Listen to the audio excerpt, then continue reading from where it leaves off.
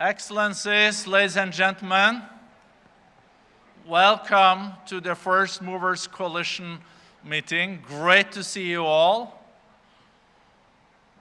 A summit of implementation, and we could not have a more topical meeting than the First Movers Coalition, because that's about walking the talk. Industries using their purchasing power to green the supply chain and accelerate technology, and so many companies have now joined. Thank you, Secretary Kerry. Thank you, President Biden. We launched it in Glasgow at COP26, and it's been an amazing development since Glasgow. And thank you to all the companies that are here, because this is really changing the way we are mitigating CO2. It's my honor to introduce my great friend, real leader, Secretary Kerry. We all know him from decades in politics. But what he has achieved during the 2 last years in the field of climate is very, very consequential. Shows that personal leadership and commitment matter. So, John, it's great to see you here. Thank you so much, and thank you for this unique collaboration also between the World Economic Forum and the State Department on the First Movers Coalition. The floor is yours.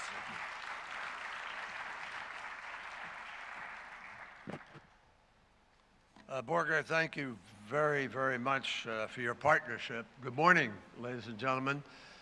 And thank you very, very much for joining us here today. We really appreciate it, and we're excited about the scope of what is being announced today and worked on. About a year ago, almost exactly a year ago at COP26, President Biden launched the First Movers Coalition because we knew that in order to achieve a goal of keeping 1.5 degrees alive, in order to be able to bring private sector to the table, we needed to accelerate almost every aspect of what we are doing. The truth is, I think all of you know this, that if we're going to keep 1.5 degrees alive, and that is our goal, we have an enormous challenge ahead of us to bring to scale new technologies and to harness the deeply capable capacity of private sector entrepreneurs in order to bring them to the table, because without it, no government has enough money to accelerate, to support the process. We need everybody engaged in this. So the fact is that the idea behind the launch of the First Movers Coalition is pretty straightforward. We needed to create demand signals in the marketplace where they didn't exist, which takes boldness. It takes courage by these executives who have made the decisions to be part of this. And we modeled it somewhat on the experience of what happened with vaccines. The government said, you know, we'll pay for it, build it. And the same thing with SpaceX. If you build it, we're going to use it, and we'll pay for it. And so people who were putting capital at risk knew that they could get a return on that capital, or at least cover their expenses in the case of something like vaccines, where human life was so at risk. Well, human life is at risk now in the context of the challenge of the global climate crisis. We lose 10 million people a year to extreme heat. It's up from 5. We lose 15 million people a year to the poor quality of air around the world, which is principally caused as a result of coal burning and the particulates that are in the atmosphere that travel around the planet, which also drop into the ocean when it rains and are responsible for much of the acidification and changing of the chemical makeup of the ocean itself. So everything compounds and everything reinforces the degree to which we are an ecosystem. And systems obviously work because of those interconnections. We're not respecting them, and we need to respect them. So the First Movers Coalition is in every way the boldest initiative that I can think of, because companies are putting their capital on the line in order to send this signal. And I think that everybody would agree that I can tell you from the many years I've been involved in this issue, going back to Rio in 1991 or 2, we always talked about certain sectors of the economy as just being difficult, almost impossible. How are we going to do concrete? How are we going to do cement? How are we going to do trucking or shipping or aviation, et cetera? They were always kind of the orphans of the discussion. Why? Because everybody said, oh, it's the hardest thing in the world to do. So I want to underscore the courage of those who have stepped up. In many ways, the First Movers Coalition was the start of the energy transition in these sectors, because we really weren't doing almost anything. Some people were out there, some people put a little capital on the line. But whether it's Apple or Ford or Volvo or Pepsi, these companies have taken the initiative to step up and send this signal to the marketplace, which says the hard-to-abate sectors of our economy, which represent fully 30% of all global emissions today, and if we don't move the way we are moving in the First Movers Coalition, they will represent more than 50% in a short span of time, by 2050 approximately. So many of the technologies that are needed to decarbonize these sectors are not yet fully available. They aren't brought to scale. So how do you bring them to scale as rapidly as humanly possible? 1 year after its launch, I think it's fair to say that we have even surprised ourselves with the extent to which there's a success in the making here. First, we have grown our membership. We started with 25 members in Glasgow a year ago. And in terms of the promise of implementation, which is at the heart of this COP, and then ... plus, because the plus is bringing other people to the table who aren't there. It's not just implementing what we did, because what we did doesn't get us to 1.5. So we have an obligation to go further, and that is critical. So when we launched with the 25 members, we were able to promise a certain amount. My friends, today we have 65 members. And those 65 members include now 10 new world-leading companies that have joined, from General Motors to Pepsi, others. We will cite some of them, and you'll hear from them here this morning. So many of these companies are even making multiple commitments across disciplines. Taken together, the purchasing commitment of the companies that are already here is $12 billion. That is the strongest market signal in history for innovative, clean technologies in hard-to-abate sectors. So whether it's Apple or Ford or Volvo or Pepsi, all of them have committed 10% of the aluminum that they purchase in 2030 will be near zero emissions aluminum.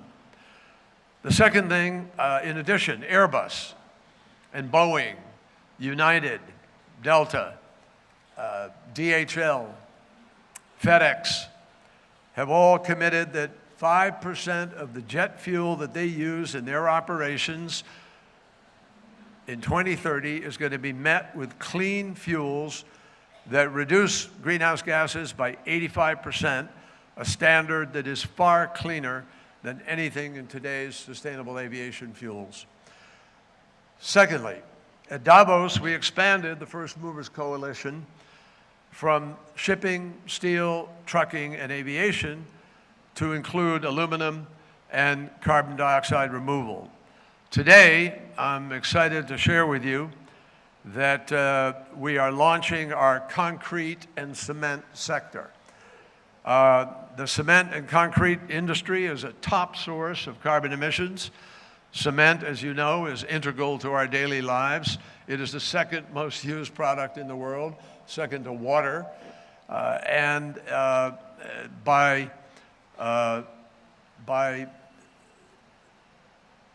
making certain that we're starting here today, we're going to have about 7% of global emissions begin to reduce, and those emissions actually are expected to go higher to about 9% by 2050. So we have to reduce. This sector actually represents the most serious decarbonization challenge. And I'm thrilled to announce that in the first movers who have made game-changing commitments to purchase at least 10% near-zero carbon cement and concrete by 2030, they are General Motors, RMZ Corporation, Vattenfall, ETEX, and Ørsted. And we're really happy to welcome them to this challenge and fold. So the FMC now counts 9 governments that have also joined, because government policy is critical. And the governments, whether it's their fleet purchases or other choices that they make in terms of policy, the regulation, have a huge ability to be able to contribute in terms of first mover activity. So we welcome them, and we are anxious to try to obviously grow. The 9 that we have today needs to be larger, and I'm confident that we will grow them over a period of time. So let me add to this a quick thing and then get out of your way so you can hear from the panel. President Biden's initiative, the Inflation Reduction Act, is going to have a profound impact on what the first movers are doing. In many ways, they're really just joined at the hip. And one activity is going to, one of the commitments is going to be hugely enabled by the other commitment, and they work in synergy. So the IRA will, as a result of its initiatives, it will be as cheap to build steel and cement plants as it is to build dirty ones. It's cheap to build clean ones as it is today to build the dirty ones. And it's going to be profitable to capture carbon emissions from industrial facilities and bury them underground and produce useful products like jet fuel. That will happen now because of the amount of money that will go into tax credit, production tax credit, investment tax credit, the incentives that exist within the IRA. In addition, we are seeing a whole of government response to the First Movers Coalition in the United States. And that is,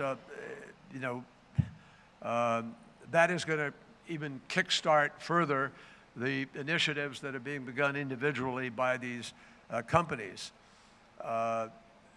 We are also seeing a response to the First Movers Coalition in the U.S. by different entities. For instance, the U.S.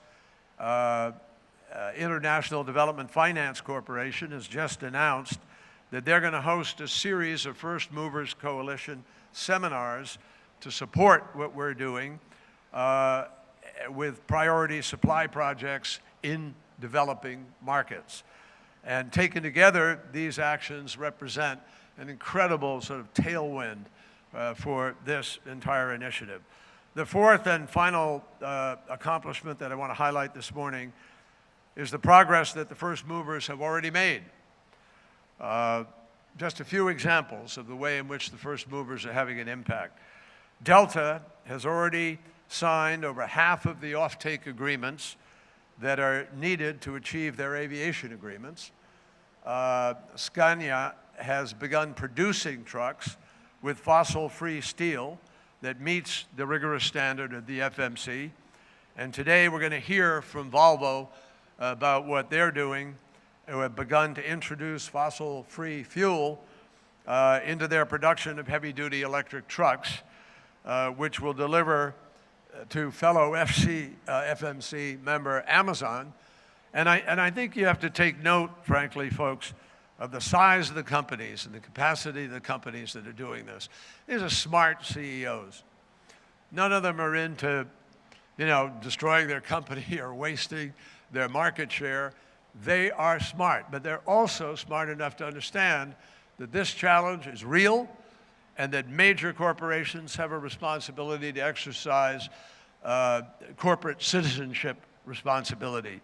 So that's what's happening here. And I am really heartened to recognize the work of the corporate leaders who are visionary leaders in moving us in a new direction. I want to thank Brenda, my great friend, and the World Economic Forum for partnering with us on this and helping to be essential to make it happen. And to each of the CEOs who are here, who have exhibited such extraordinary leadership, thank you. We cannot get where we need to go. We just can't do it without, I don't want anybody to cut that sentence off and replay it. So Kerry says we can't get there. We can't do it without the private sector in a remarkably strong and affirmative way getting there. 20 countries, as I've said to you many times, equal 80% of all the emissions. 80%. And we know that 65% approximately of those are on board with real plans that can keep the Earth's temperature to 1.5 degrees. We know from the IEA that they said that if every promise made in Glasgow is in fact implemented, by 2050 we'd be at 1.8 degrees of warming, way down from the 2.5 to 3.5, which was predicted before Glasgow, and regrettably is the actual path we are on today, because we're not doing enough fast enough. And obviously, because of the war in Ukraine and the impact of the cutoff of fuel and the inflation, we're seeing disruption in the marketplace that is not insignificant. So here today are the real pioneers of this great endeavor. We will get to a no-carbon, low-carbon economy. Why do I say that? Because these kinds of companies with major impact on shareholders and stockholders around the world, with major impact on Wall Street and the whole investment chain, they're setting an example that other people will have a hard time ignoring. And we will get there because the marketplace itself is making these decisions. Do you think that if Ford and General Motors and Volvo and others have spent billions of dollars retooling their plants to produce electric today, that suddenly tomorrow they're going to change and go backwards? No. No politician, no election can change the full direction of this, because it is increasingly in the hands of the private sector. So have confidence, listen to what they're doing today, and I hope leave here with a great sense of our ability to be able to get this done. Thank you all very, very much.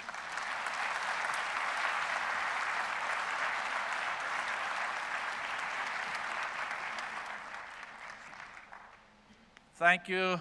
Thank you so much, Secretary Kerry. I think we all felt that we're part of something very important and historic when you heard the Secretary speak, because this is really so aligned with the topic for the whole COP27. It's about implementation. And the fact that we moved from 30 companies to 65 companies in a year. And just imagine the power when a big purchaser says that I will only buy aluminum if 20% is green, or I only buy cement if it's so and so. That's really using that purchasing power to move things in the right direction. But behind any good initiative like this, there are real brains and doers, and we will have two of them now explaining to us really how we made that happen. We have Arun Sivaram, Managing Director and Senior Advisor, Clean Energy and Innovation at the State Department. Varun, you've done an amazing job, very thankful. And my own very good colleague, Antonia Gavel, she is head of all the climate work at the World Economic Forum. And they literally work 24/7 in the run-up to the COP, and since then they just increased their workload to make this happen. So Antonia first, and then Varun. Antonia, I suggest not behind this lectern, though.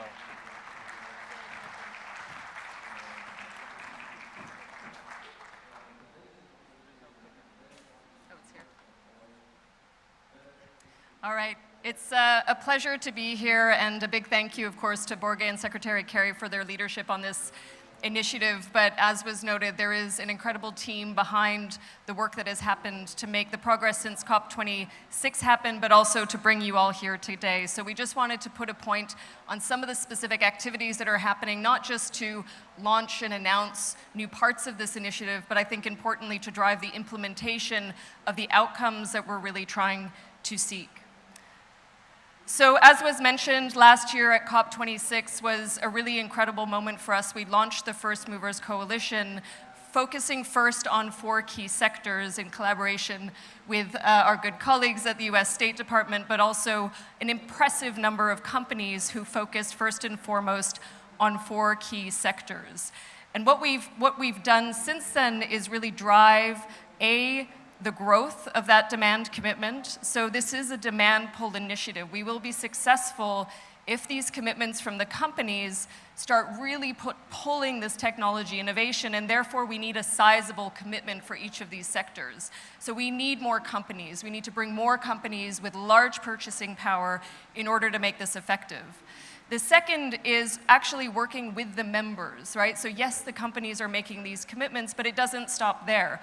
We have collaborations across the value chains of these companies to do the hard work, actually, at the end of the day, to figure out how we actually start to scale these technology solutions.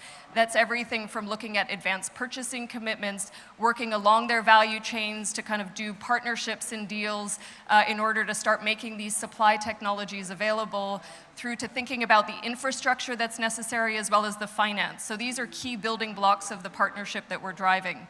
You heard briefly about the government partnerships. We'll share more details there. We need policy collaboration. These technologies will only scale if we have the right conditions. We can be the first demand pull, but scale will follow when the policies come into place, which is why I think the IRA has sent a really incredible signal in that regard. And of course, finally, how are individual companies actually driving their own actions? We'll hear about that in the panel. So as was mentioned, aviation, steel, shipping, trucking launched at the last COP. In May, during our annual meeting in Davos, we launched the aluminum and carbon removals commitment. Here today, we are very excited to launch the cement and concrete commitment. And of course, we still have one more that we're seeking to build, chemicals, which we will move forward into 2023. So this just gives you that snapshot, and I will now hand over to Varun to share a little bit more. Thank you, Antonia. Today's the 1-year anniversary of the First Movers Coalition, so it's a time for us to take stock. Thank you, Mahendra Singhi ji. And so today we can announce we have 66 member commitments, one joined overnight. We have 66 members. You can see the members right there. That doesn't even do justice to the number of commitments we have, because some companies have made more than one commitment. We have nearly 100 total commitments across different sectors. The companies in yellow you see are the ones that have joined us over this last year. In dark blue are the ones that have made an additional commitment on top of the core that we started with as founding members last year. Each of these companies represents one of the largest purchasers in the world. Collectively, they are $8 trillion in market value, and every single one has made a precise, verifiable, and time-bound commitment for one of the most ambitious things that a company can do. And as Secretary Kerry said, we have the 9 government partners alongside. I'll close by saying today we're delighted to launch the cement and concrete sector. Let me be clear, this is the most ambitious cement and concrete pledge that has ever been made. The companies you see up here, plus Ørsted, which just committed to us just overnight, these companies have gone ahead and committed to near zero carbon cement, 10% of their procurement in 2030. And the technical standard on the left-hand side of the slide is lower than any standard for near zero carbon cement in the world. On the right-hand side, you see why this is newly possible in the United States.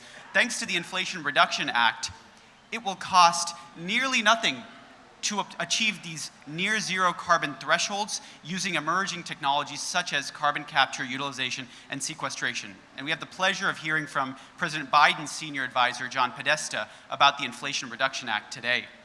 Before I hand back to Borge, I just want to say thank you to the whole team that made this possible, the World Economic Forum and Antonia, as well as on Secretary Kerry's team, Ambassador David Thorne, David Livingston, and Annie Hills. And thank you, Borge, you have made this possible through your leadership. We really appreciate the World Economic Forum as a partner. Thank you.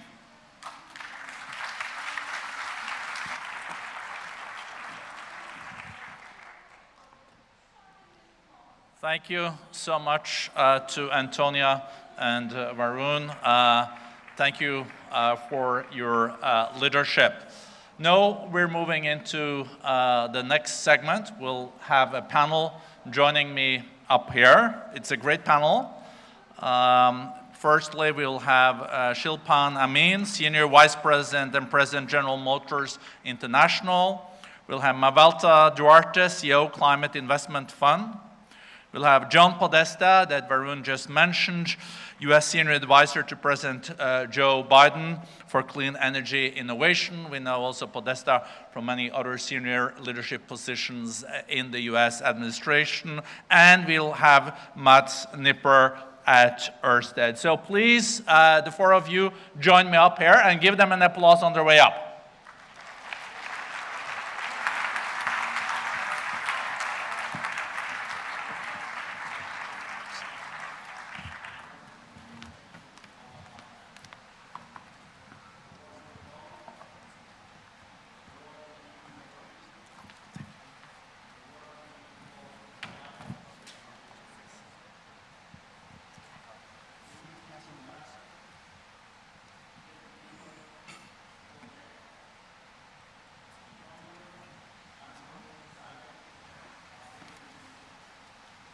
So we'll just make sure that Mr. Podesta gets the mic. Great. So amazing panel.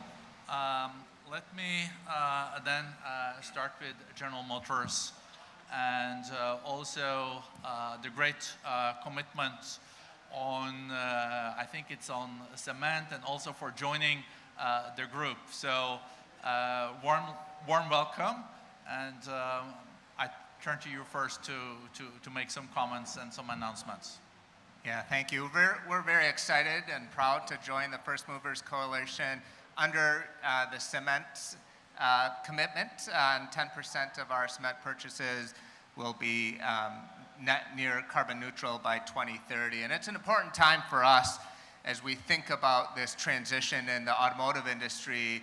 We've made commitments now on $1 billion on EV infrastructure to build the capabilities for your driving experience. We've recently announced an additional $7 billion in capacity for battery electric vehicles and battery cell capacity in the state of Michigan. All of this is part of our bigger picture of $35 billion by 2025 as we transition into an all EV and AV future. And where we're at right now is it's the time to rebuild our infrastructure. We're rebuilding our plants into our EV capacity, which has high demand for cement.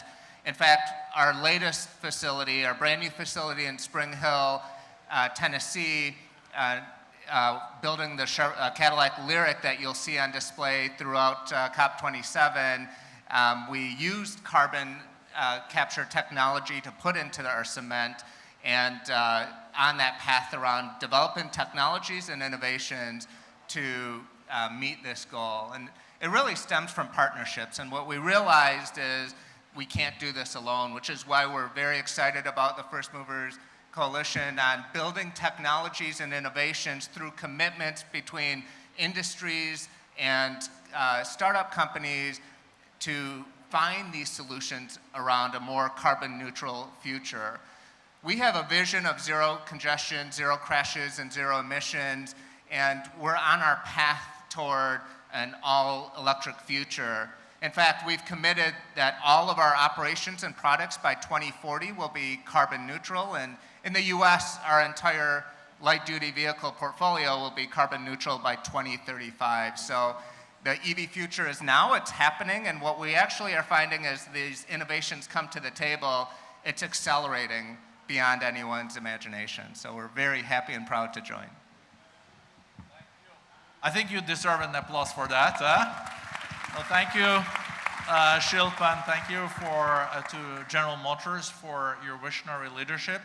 We also know that Mafalda Duarte, Climate Investment Fund, you also have been very supportive of the First Movers Coalition, and I think you're also have some announcements and you want to support this important initiative. Thank you very much, Björk, and thank you for having us. Our mandate is to invest in developing countries. We've been doing that for 15 years. We have been pioneering investments in the energy transition, also in resilience and sustainable forest management. We have investments now in 72 countries, developing countries, more than 400 investments in our portfolio. We have made industrial decarbonization one of the strategic areas of focus going forward. And I just want to spend a couple of minutes saying why industrial decarbonization in developing countries. Secretary Kerry mentioned some of the key data points, but it is important to understand that hard-to-abate industries are a very great component of developing country economies. In fact, if we look at the latest data, the value added of industry as a percentage of GDP has dropped in OECD countries, but it has risen in developing countries.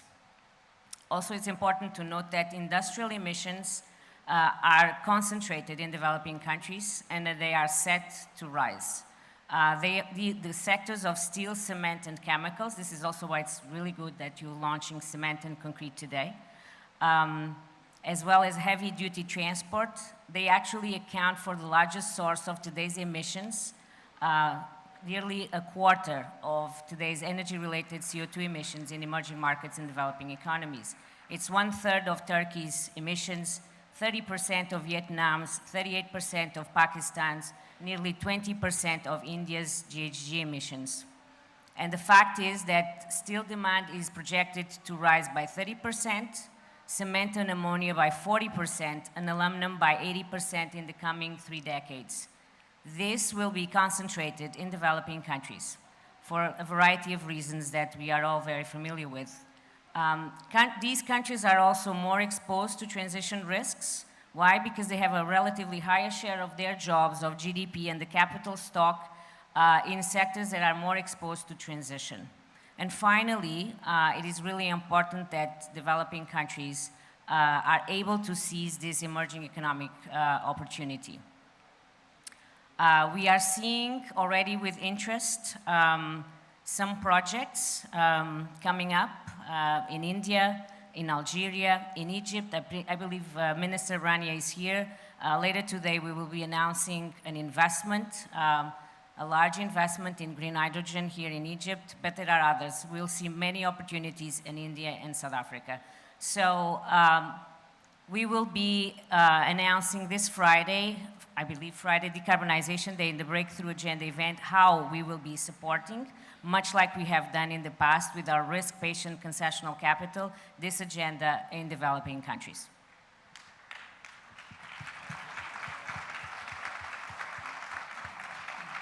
Thank you so much, Mafalda. We're looking forward to Friday, but at least we got a small curtain raiser. We know something very good is coming.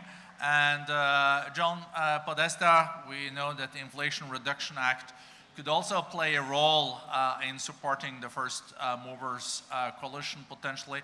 Also like to use this opportunity to thank your President, President Biden. He was there at the launch at COP26, and it was quite a historic day. So over to you. Borga, thank you so much, and thank you for your leadership and Antonia's leadership. And I want to call out again Secretary Kerry and Varun and their team for powering this coalition forward. I want to say one thing at the outset, which is this crowd's a little subdued today. So I want to remind you that in 2018, the IPCC 1.5 report said in order to solve the climate crisis, we need a transformation of the global economy on a size and scale that's never occurred in human history. A transformation of the global economy on a size and scale that's never occurred in human history. That is exciting. And you should be excited here that you're the point of that spear, transforming the global economy across the range of manufacturing, power, transportation, buildings to produce the result that we're going to give. And as, thank you. Yeah, let's get a little more excited in this room. I think that one of the things that's amazing about the Inflation Reduction Act and President Biden's commitment to it is that it creates the backdrop and the background for those investments across all those sectors. Whether you're talking about clean power, carbon capture, green hydrogen, clean manufacturing, there's support in the U.S. tax code now for innovation, for that cycle that has been described to move us to a cleaner and better future. I think it also, and I want to mention this, has some other features that are really critical. There's strong support in the IRA, together with the CHIPS and Science Act, which also passed on a bipartisan basis, and the bipartisan infrastructure bill, to really support the scientific platform of the United States, the engine of innovation. I was with our Energy Secretary, Secretary Granholm, at the legendary Argonne Labs just last Friday to announce a $1.5 billion investment to improve the performance of the labs, including an exciting project out there in exascale computing that's at the leading edge. The fastest will be, in February, the fastest computer in the world, running climate models that get down to the neighborhood level that help people plan for resilience, for adaptation, as well as materials labs that are producing the new battery chemistries that are going to be necessary so we go from rare earths to earth-abundant chemistries to power our transportation sector. And I think that one of the things that we need to work in partnership on is the investments that are coming from these advanced commitments together with government procurement and sustainability at that sector, but to do it in a way that also takes advantage of the tremendous scientific enterprise we have across the world. It's not just in the US, but we'll close with this. It also will require one more revolution, not just a revolution in technology, a revolution in policy, but a revolution in finance, to ensure that these new technologies are driven down in cost, but they're also they're deployed against a world that needs clean energy, clean processes, clean materials.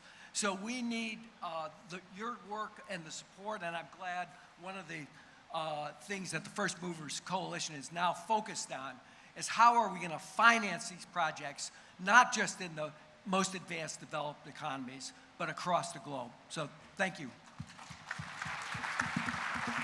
Thank you, John Podesta, also for reinjecting energy into the discussion. I think people are almost speechless when they hear what we have achieved in a year. That might be we were a little bit subdued, or we have all been waiting 2 hours this morning for our transportation. I don't know. But at least we are here. We managed to be here, and the last revolution on financing, it's critical. And especially when countries now are indebted, they've used a lot of money, we have to rely on the private sector. And as Secretary Kerry said yesterday at one of the roundtables I participated, unleashing now financing also from the private sector, because there are trillions out there that could be invested in the new renewable future, is critical. And let me then move to Mats Nipper, CEO of Ørsted. I know Denmark also has joined as a country this. Your company has joined. So this is in many ways public-private cooperation in practice, isn't it? Over to you, Mats. Thank you very much. Yes, and I have the privilege of always having to explain who is Ørsted.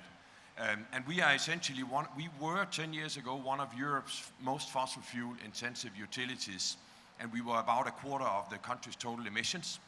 And now 10 years later, we're the world leader with a safe margin on offshore wind, and by far the biggest developer in offshore wind. So radical transformation can happen. But we are not done with that.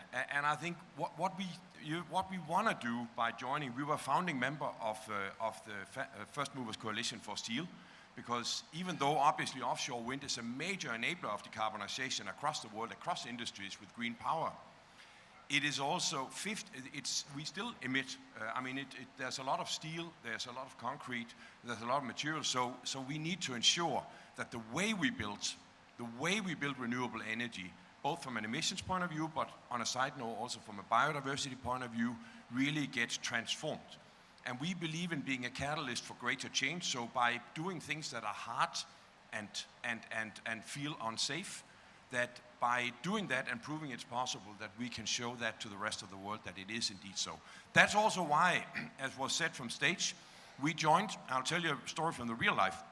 We joined the Cement and Concrete Initiative last night because on Friday I was told we will join, but not yet. And trust me, I have both very responsible and very, very capable procurement people. Was saying, and then I asked the question, which I think is one of the most important questions that any CEO can ask: why not now? Because speed is of the essence here. I was saying, but we don't know how yet.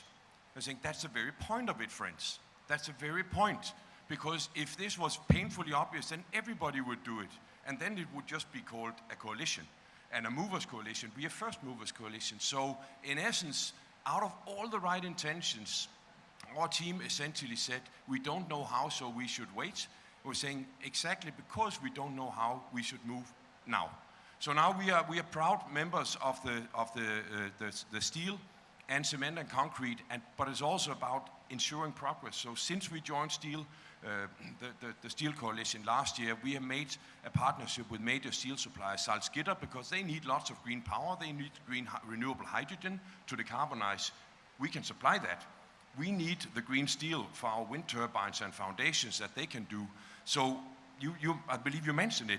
We need these ecosystems of partners who not only make commitments on procurement, but work together to create entirely new business models. And that's what we firmly believe is possible and absolutely necessary. Thank you. Now delivering green energy to Europe through wind, but you're also then purchasing green steel and accelerating the necessary technology to do so. It was very powerful last year in Glasgow, if you remember, at the launch where we saw this small steel block that was passed around to Secretary Kerry, to President Biden, and 20% of that steel was made without any kind of production of fossil fuel. So it is doable. If you guys demand this, being on steel or if it's cement, they will produce it because they want to sell to you. That's how simple it is in the market economy, and it drives down the prices. If we're going to set up those wind farms 10 years ago, it would cost us 7 times what it costs today. That's the power of it. And we know on solar is 1/10 of what we paid 10 years ago. So that's the beauty of putting the market economy into work here with some nudges from the government and internalizing the externalities. Big thank you to this panel. Thank you so much. We have a new one, but the next one. But while they are getting off the stage, we'll see a short film, and then we'll have another great panel. And we are running on Swiss time. Just check. So many people have been speaking about the climate crisis. So many things have been put on paper, but the real question is, why is it that we're still not acting at the scale and speed that is necessary? What we want to see at COP27 is moving pledges into implementation. Every stakeholder needs to step up and push forward. The extreme weather events that the scientists have long connected to the climate crisis are becoming far more frequent and far more destructive. The climate crisis is a threat multiplier, which means it exacerbates existing inequities in our society. The impacts are felt most deeply by Black, Indigenous, and communities of color. We're living through an explosion of inequality. We need to remember we're on the same planet, and this is the planet that we need to make sustainable for the whole of humanity. Climate change is impacting food security as well as political stability in many nations around the world. 5 years ago, there were 80 million people marching towards starvation. That number had jumped to 135 million. What caused the jump? It was man-made conflict, like in Ukraine, compounded with climate shocks. No one is as vulnerable to climate change as farmers are.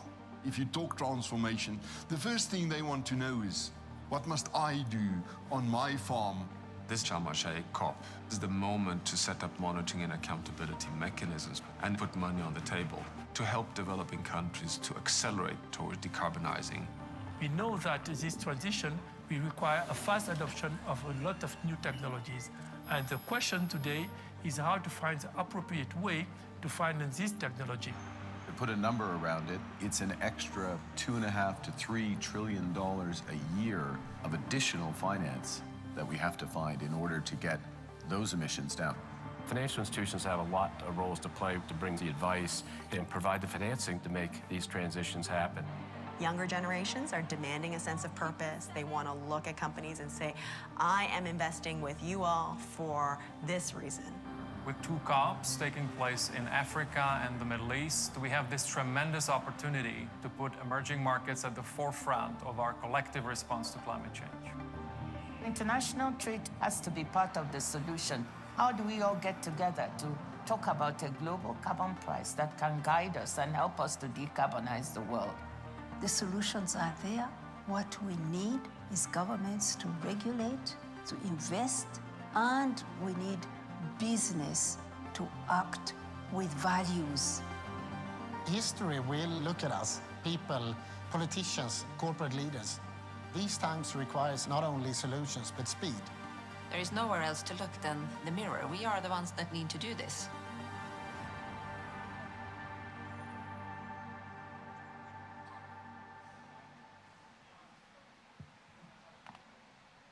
So, welcome back.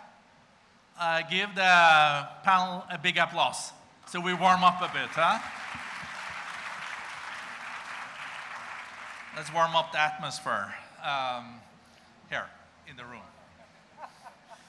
What about that one? Yeah, you got it, huh? Okay, so we have a great panel. We have Brad Smith from Microsoft, president of Microsoft, a real leader in this field. Sumant Sinha, chairman and managing director of Renew, really making things happen on the ground in India. We have Andrea Fuder, executive vice president and chief purchasing officer, not at least very important in this, in Volvo Group. And we have Fernando O. Gonzalez, CEO of Cemex, one of the leading cement producers of the world. So really looking forward to this conversation. Let's start with you, Brad. Microsoft and you personally has been such a leader in this field of fighting climate change. I think also Bill started on this and wrote about it a long time before others were really taking it serious. So how do you see the role of the First Movers Coalition? How do you see the role of Microsoft in this context? Well, first of all, thank you, and it's great to be here with all of you. And let me just share for a few minutes what we're doing, and I think perhaps most importantly what we're learning about the role of the First Movers Coalition. And I'll talk specifically about the commitment that we signed up for at Davos, namely the carbon dioxide removal commitment. We committed $200 million to purchase high durability carbon removal.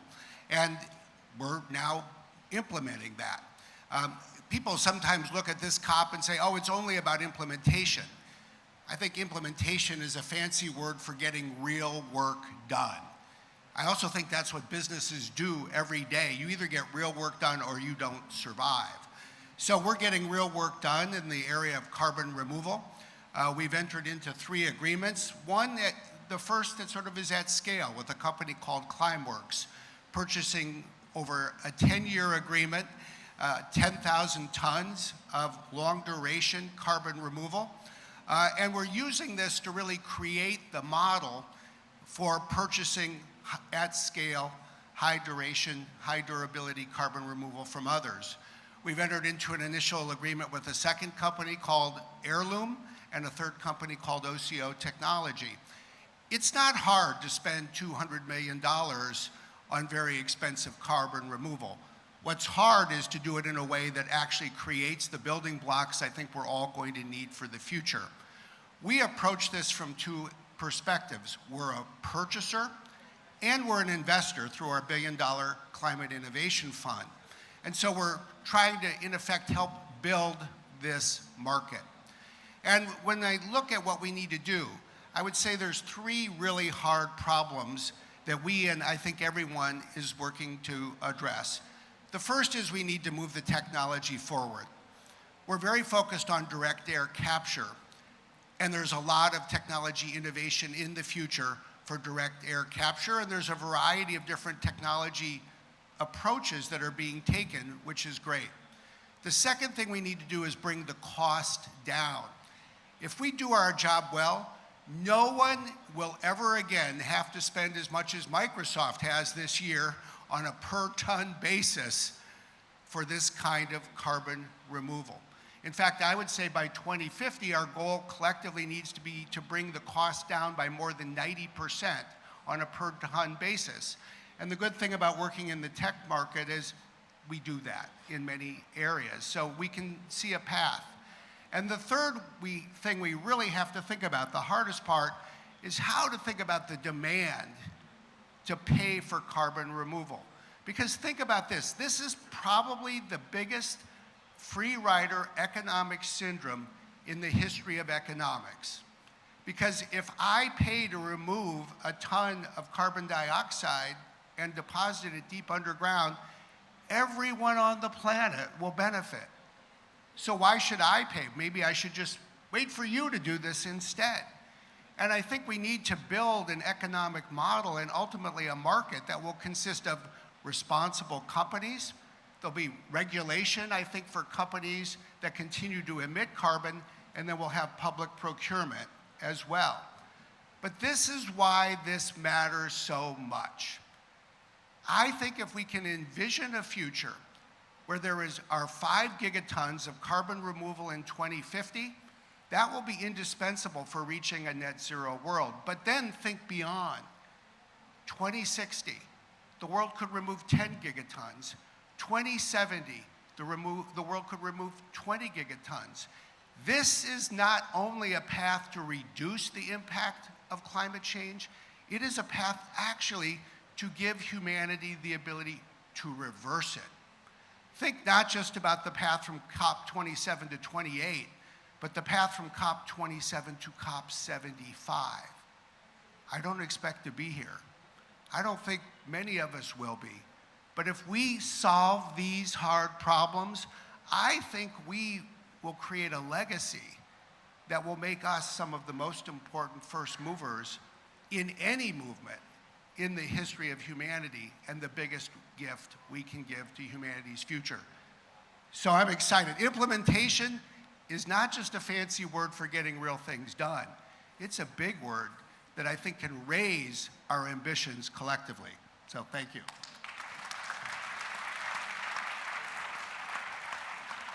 Wow, thank you for that, Brad.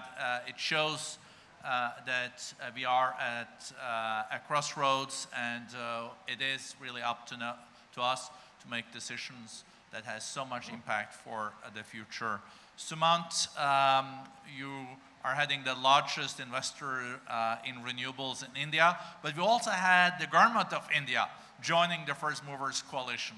That's pretty powerful, and I know you're also taking on commitments for your company like Ørsted did, I think also on the steel side. Yeah, thank you, Borge. Pleasure to be here. Yeah, look, we were one of the founding members of the FMC when it was set up last year because the logic behind it was absolutely sensible, which is that we need to create demand, and once demand is created, then automatically markets will work to essentially drive down costs, and that then will, of course, continue to scale things up. We signed up to the steel commitment because obviously for us, we're a big steel consumer. By 2030, we'll probably be consuming about 1 million tons of steel every year, and 10% of that would probably be approximately about $100 million of purchases every year going forward. So it's a meaningful amount. It's not the hugest amount, but from our standpoint, the idea was to demonstrate leadership and set an example for other companies in India to follow through as well. And for us, also keep in mind that there is a vested interest, because how are people going to decarbonize steel? They'll do it by buying clean energy from people like us. So obviously, therefore, it automatically also creates demand for the right kinds of products, whether it's clean energy or green hydrogen and so on. So I think from that standpoint, it made eminent sense for us to do this. And by the way, I should have also added that, we're a company that is about 11 years old now, but we've now got to a point where we essentially help India reduce about 0.5% of its total carbon emissions. So we are beginning to have an impact. And I think as our industry grows and continues to go forward, obviously the emissions reductions contribution will continue to increase. But as we start looking at driving this into the other parts of the economy through things like green steel and green cement, I think that whole emissions reductions effort will actually then cascade and become much faster. And so in a sense, that's what we are trying to do. I'm glad that the Indian government has chosen to become a member also of the First Movers Coalition, because government support is essential. We also need mandates to drive down implementation into the various sectors and into corporates. For example, for green hydrogen, if there is, it's essentially a mandate that comes in, not just in India, but in other countries as well. I think that will then immediately kickstart the whole green hydrogen market, which eventually then is required for a number of sectors to go green and to become decarbonized. So for example, it's obviously critical for green hydrogen to be available to decarbonize steel and make sure that steel, green steel becomes a more viable possibility. So I think there are lots of interconnected issues here that we are trying to address by essentially becoming a member of FMC and trying to set an example for other companies to come in as well. The other thing is that, we're already selling clean energy now to a number of companies, including, for example, Microsoft and some of the other US tech companies as well. And it's really good to see that corporates are now really moving much faster on the decarbonization journey. And I think efforts like the FMC really allow everybody to move forward much faster and start looking at each other for support and collaboration. For example, what Ørsted is doing and the things that Matt said absolutely resonated with me as well. The idea of actually doing it because it's difficult. You have to set the example. If it was easy, everybody would have been able to do it. So I think that's really the power of the FMC. Thank you. Thank you, Suman. Do it because it is difficult. I love that expression. And thank you for already being there last year, first mover among the first movers. Volvo, we know Andrea is also very committed to the first movers movement, and you are changing the way you procure in your company to factor in climate in all your procurement. So over to you. Yeah, like you said, we are as well a founding member, a very proud founding member, and being the Chief Purchasing Officer, I can tell you this whole coalition makes me proud, gives me purpose, and I fully believe that the combined purchasing power using the whole supply network can really make a difference. Last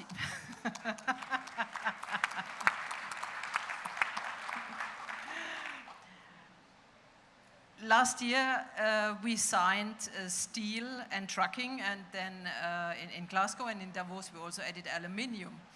And we have made good progress in the last 12 months. So in trucking, we have actually started the first worldwide series production of heavy-duty battery electric trucks. So now we produce for our customers, and the first customer was Amazon, as Secretary Kerry said. We can really offer electric trucks up to 44 tons, which is enormous. And of course, also what we're doing in the area of trucking, that our own logistic, inbound, outbound, we replace diesel trucks with electric trucks. In the area of steel, where we have the partnership with the Swedish company SSAB, we have, in June this year, we have handed over the first articulated hauler made by fossil-free steel, and also in attendance with Secretary Kerry, to the first customer who is using now this hauler in a normal daily production. And we have also introduced fossil-free steel into our electric trucks. In the area of aluminium, we are really looking now for a partner to have access to responsible and decarbonized aluminium. And here we have set up a partnership with Rio Tinto, where we also look into zero carbon melting technologies. So a lot of things going on. What I also have established in my purchasing team, which is a global purchasing team around the globe, I have now a special team with experts for fossil-free material. So they really connect to the right partners, they look for innovations and for potential partnerships. So they are experts for steel, for aluminum, but also for polymers, for electronic components, etc. We have also established for all our buyer a system, an IT system, where each and every buyer can really look, this is the footprint, the carbon footprint of my part, of my supply partner. And as a second team, I have a special team only looking to remanufacturing, repurpose activities, which by the way also helping, of course, to decarbonize when you remanufacture. So a lot of things going on, but I'm actually very proud that I also can announce today 2 new partnerships. The first is with another famous Danish wind turbine company, Vestas, where we are exploring wind energy solutions, and very concrete, we are also looking into producing green hydrogen with localized wind turbines to fuel commercial vehicles. Thank you. And the second important partnership I can announce today is with the Swedish airline Braden's Regional Airlines, or you better know them as BRA, I assume.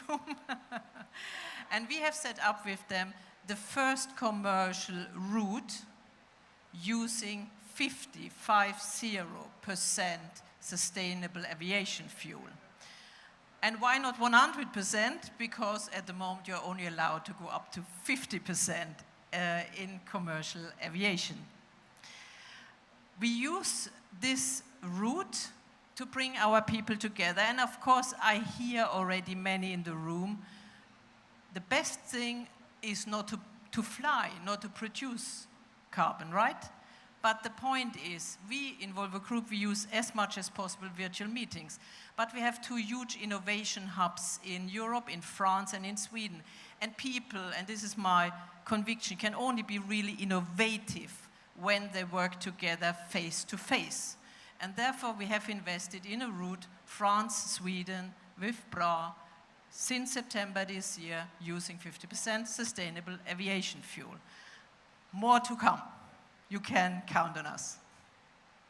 Thank you. Thank you so much, and thank you, Andrea, for the 2 additional commitments. So if there's anyone here of CEOs that don't have a fossil fuel-free department in your purchasing department, you better move fast. Let's then move to the last panelist. It's Fernando Gonzalez, CEO of Cemex. Thank you for your leadership. It means so much. I know that you're also taking on a trucking commitment. Thank you for joining us here. Indeed, thanks for having me and having Cemex. And also very proud to be a founding member of the First Movers Coalition. So last year we made this specific commitment. We saw it as an integral element on our decarbonization strategy. We call it Future in Action, precisely because of implementation. This is future, but it's already in action.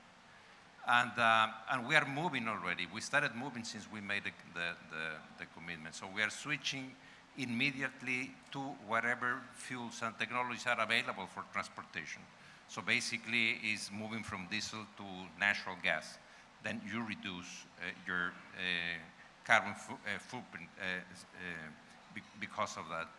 Now, nowadays, maybe I should say, last year, there were no electrical heavy-duty trucks available. But we started making trials with Volvo. So we have successfully tried their new heavy-duty equipment for these ready-mix trucks that you can see in the streets. So we have done several trials in different countries, and they do work very well. I understand Volvo is making a few adjustments and because of the results of the trials. And I think the first commercial trucks will be available at the end of the year. That's what I understand. Already some delivered. But that's a huge change in our case because of heavy-duty options on zero carbon options. So again, we are moving very fast into what is available today. What we are also moving into this type of solutions that very soon will allow us to comply with the reduction of about a third of CO2 in our transportation system. Just counting ready-mix trucks, we have like about 13,000, plus other heavy duties in plants and distribution centers, so it might be twice that amount.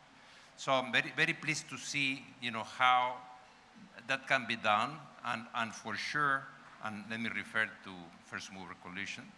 This is what First Mover Coalition is provoking. It's allowing companies to boldly act and react to unknown issues, or at least things that we have not done in the past. So we can try and we can see that it's feasible. I think I've heard a couple of very positive comments this morning, and I want to add another one. Our products are essential. Society will continue needing them. It is just that we need to change the way we produce them.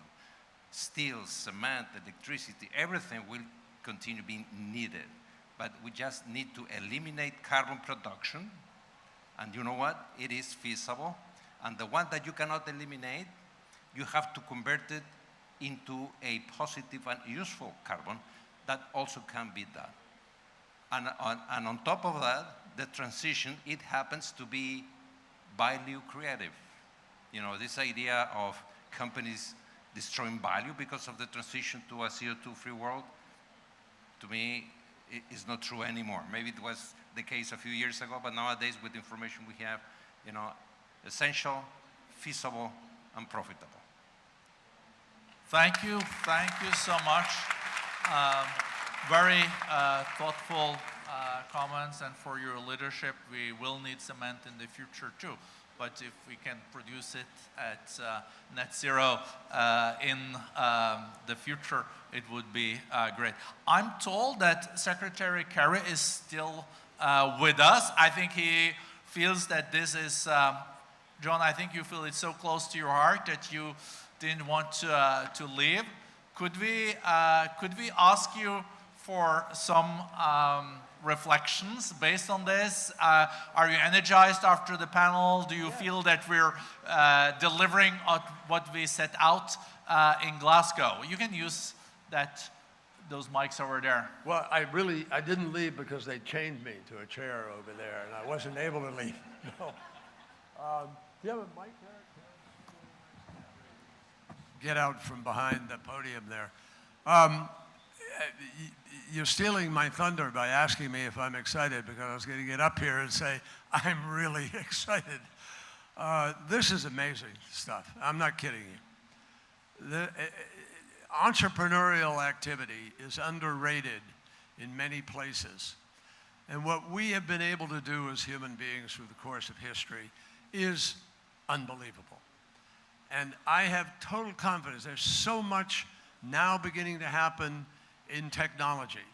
And people are beginning, whether it's green hydrogen or blue or battery storage or fusion, and there's more money now going into venture capital to accelerate this transition. But nothing is going to have more impact, folks, than a bunch of companies that have to pay a payroll, you know, keep their workers moving in the right direction, be responsible to shareholders, account publicly for what they're doing. When you have so many companies around the world that are now in every boardroom coping with ESG and their new responsibilities, there's no law that requires people to do net 50-0. None.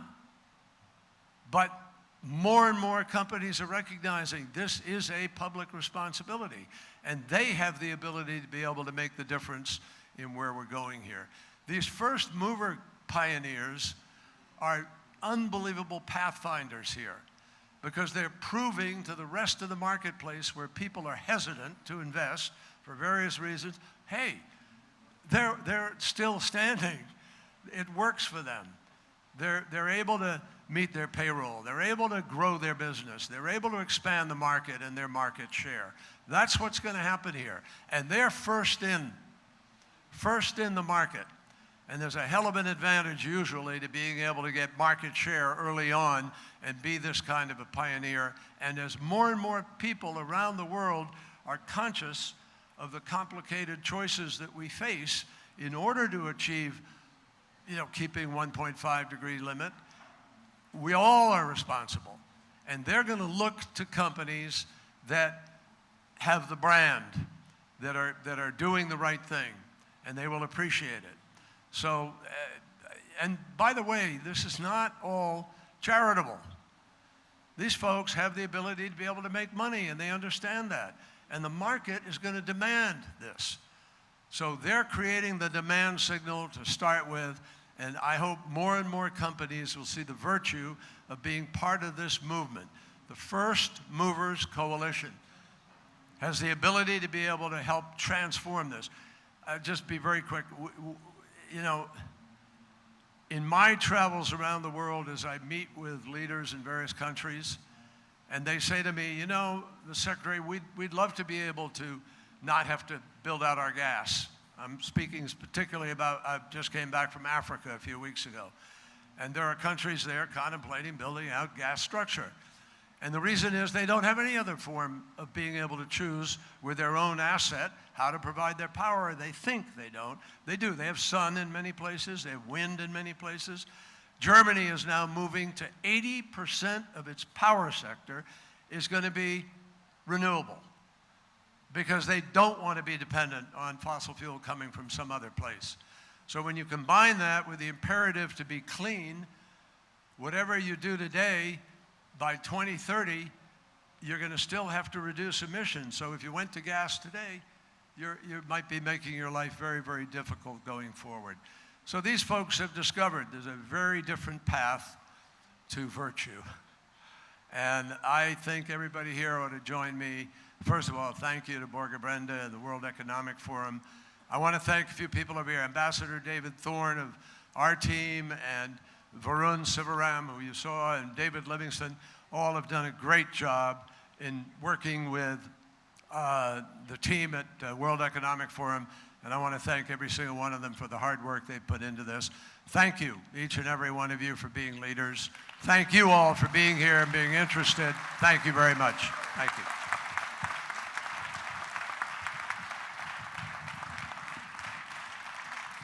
Thank you so much, John. And we're ending the meeting in a very powerful way and on time. Have a good day.